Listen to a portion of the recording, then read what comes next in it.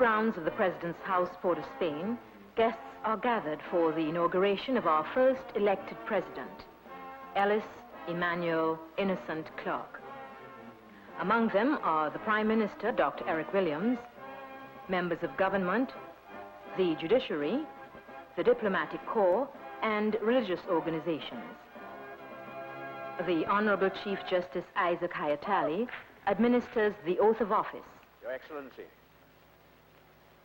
as the duly elected President of the Republic of Trinidad and Tobago, are you ready and willing to enter upon the duties of your office on this 29th day of January in the year of our Lord 1977, and for that purpose to take and subscribe the oath of office prescribed by the Constitution? I am. Will you then take the Bible in your right hand and say after me?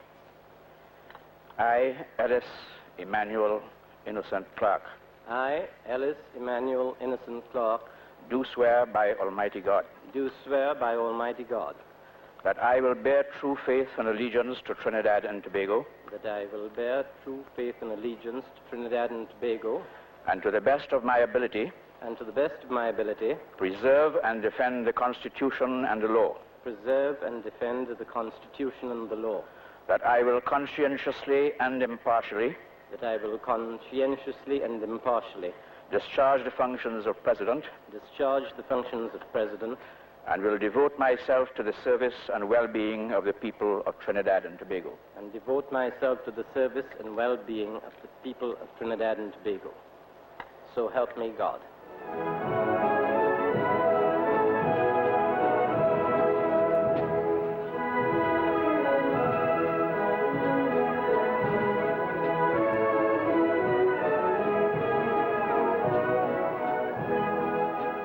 Having taken the oath of office, President Ellis Clarke addresses the nation. Almost exactly 4 years ago, on the 31st of January 1973 to be precise, I was sworn in as Governor General of Trinidad and Tobago.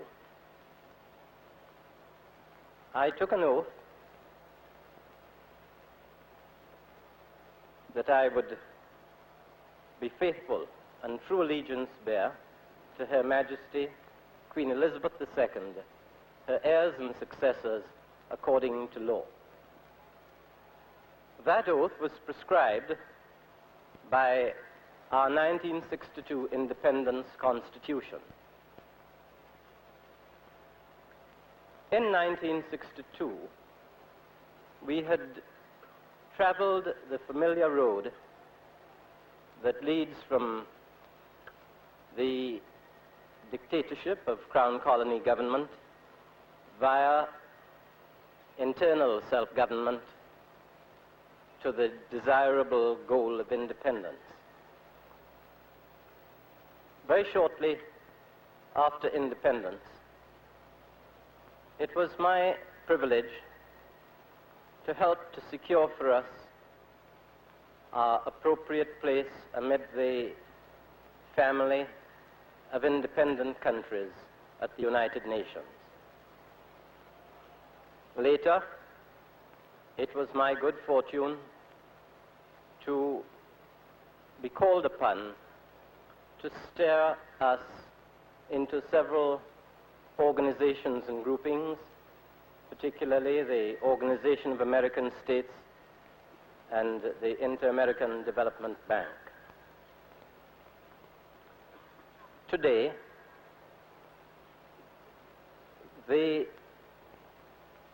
will of the people, freely expressed, has resulted, albeit immediately, in my assuming office as the first elected President of the Republic of Trinidad and Tobago. How vastly different is the oath that I have just taken from that earlier one 4 years ago. The earlier oath was simply an oath of allegiance to a sovereign. Our country found no mention in it.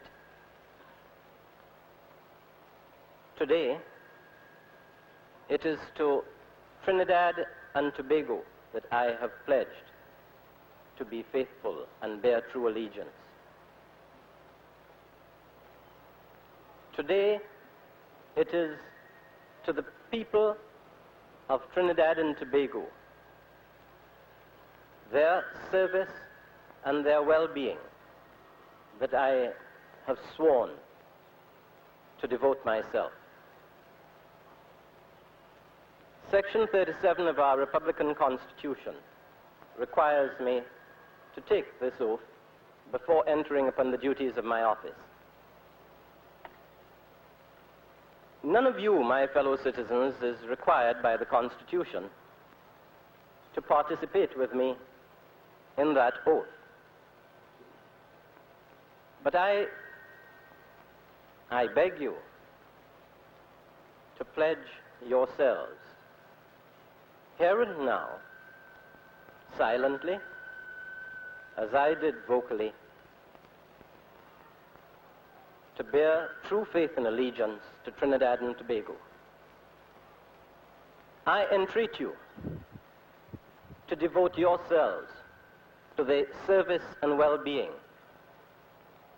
of every one of our fellow citizens. I implore you to banish any sentiments, any attitudes, any preconceived notions, any concepts or ideas that might tend to divide or embitter us or alienate us one from another. I beseech you to look upon and regard every one of our fellow citizens without exception as a sister or a brother, and to act accordingly. Then, and then only, will my oath be the leaven with which our entire society is leavened. Then, and then only, will we justly reflect upon today as the dawn of a new, significant era, as a proud milestone in our history, as a blessing for our people. I pray, Almighty God, and I ask you to join in my prayer, will permit that this should come to pass. Thank you.